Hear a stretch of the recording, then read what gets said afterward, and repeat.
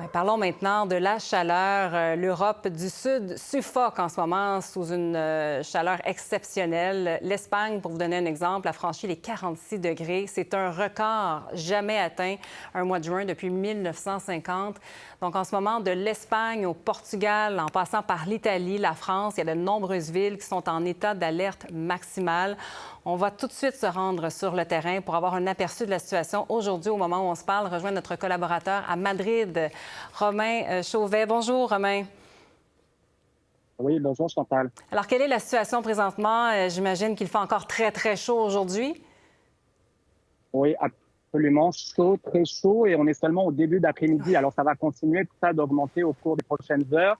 Je vous dirais que chacun essaye de lutter comme il peut avec la chaleur. Vous voyez ici derrière moi, dans ce parc où je me trouve à Madrid, on voit quelques familles, quelques enfants qui profitent de ces fontaines d'eau, mais je vous dirais que quand même, la majorité des rues ici à Madrid et dans d'autres villes en Espagne sont quasi Ah désertes. oui. Les gens, évidemment, restent à l'intérieur tout au long de la journée. On voit seulement les gens sortir très tôt le matin, très tôt le soir, même s'il fait encore extrêmement chaud durant la nuit. Et vous le disiez, hier en Espagne, ici, on a battu un record, 46 degrés à El Granado. C'est à la frontière, ça, dans le sud de l'Espagne, entre le Portugal et l'Espagne. Donc, un record de température qui n'avait jamais été atteint ici depuis 1965, imaginez.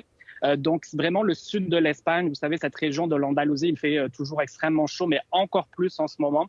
Alors voilà, tout le monde essaye de faire comme il peut. Et vous savez, Chantal, on est également ici en Espagne en pleine saison touristique. Hmm. Je parlais avec des touristes dans les dernières Ouais. minutes ici qui me disaient, écoutez, on ne sait pas trop quoi faire parce que notre hôtel n'a pas d'air climatisé. Il fait Hmm. extrêmement chaud à l'extérieur pour visiter.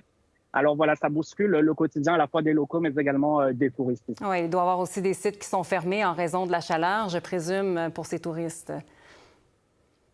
Oui, absolument. Il y a certains parcs, ce n'est pas le cas du parc où je suis en ce moment, mais certains parcs ici à Madrid qui sont fermés. Mhm. Certaines villes également, Madrid, mais également Barcelone, qui mettent en place ce qu'on appelle des refuges climatiques, c'est-à-dire qu'on ouvre des musées, des lieux culturels gratuits. Ils ont l'air climatisé. On propose par exemple des spectacles d'humour, des spectacles de flamenco, donc pour qu'à la fois les locaux, les touristes puissent trouver de l'air plus frais. Il y a également des cinémas qui proposent des tarifs réduits aux heures les plus chaudes de la journée. On réduit également les heures de travail en Espagne. Vous savez, beaucoup d'Espagnols qui travaillent durant ces canicules-là de 7-8 heures le matin jusqu'à 14 heures, 15 heures pour éviter les heures plus chaudes en fin d'après-midi. Mais je vous dirais que ça complique quand même le quotidien de beaucoup de personnes. D'ailleurs, samedi, il y avait une employée municipale de Barcelone qui est décédée à la suite de sa journée de travail à Oh. l'extérieur. On ne sait pas encore si c'est en raison de la chaleur, c'est sous enquête, mais vous voyez des risques qui sont bien réels, évidemment, avec des températures qui sont exceptionnelles pour ce mois de juin. C'est ce que nous disent les autorités ici. Vous savez, il y a des canicules chaque année en Mhm. Espagne, mais pour le mois de juin, eh bien, ça serait en voie de devenir le mois le plus chaud que l'Espagne n'ait jamais connu depuis le début des relevés Et météorologiques. est-ce que les gens en parlent autour de vous? Parce que selon le GIEC, là, ces vagues de chaleur-là résultent du réchauffement climatique, vont continuer à augmenter. Est-ce que ça inquiète les gens, même les gouvernements, cette réalité-là?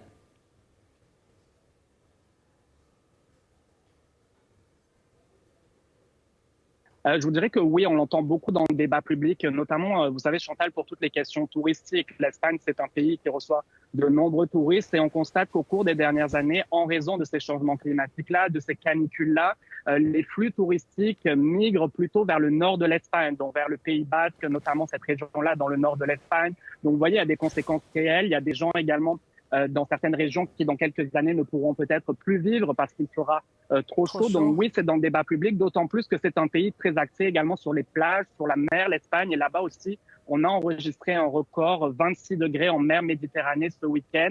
À la surface de l'eau, c'est un record. Généralement, on atteint cette température-là à la mi-août. Alors, vous voyez qu'il y a quand même des Mm. impacts très concrets du changement climatique. On parle de l'Espagne, mais on parle également du Portugal, de l'Italie, de la France, du Royaume-Uni également, aujourd'hui ou demain atteindre des records également de température en raison de cet air chaud qui vient vraiment d'Afrique et qui stagne sur l'Europe. Alors, vous voyez, beaucoup de pays qui sont concernés en Europe, mais évidemment, ce sont les pays autour de la Méditerranée, l'Europe du Sud, qui sont les plus à risque de voir ces phénomènes s'intensifier et se répéter de plus en plus année après année. Oui, vous parliez du tourisme. Il y en a peut-être qui avaient décidé de devancer un peu pour éviter les grandes chaleurs un peu plus tard cet été. Je terminerai en vous demandant, les autorités là, qui multiplient les appels à la vigilance, on lance des alertes canicules. C'est quoi exactement le message?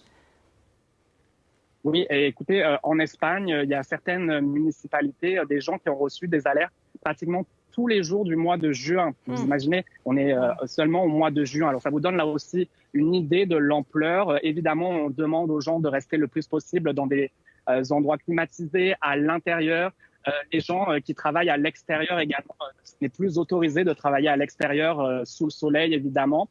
Mais bon, il peut y avoir parfois des risques quand même. Et je vous dirais qu'on adresse beaucoup également de prévention auprès des touristes. Vous savez, parfois en vacances, on n'est pas au courant des derniers développements de l'actualité. Alors, on cible également, les autorités ciblent également les touristes pour appeler à la prudence.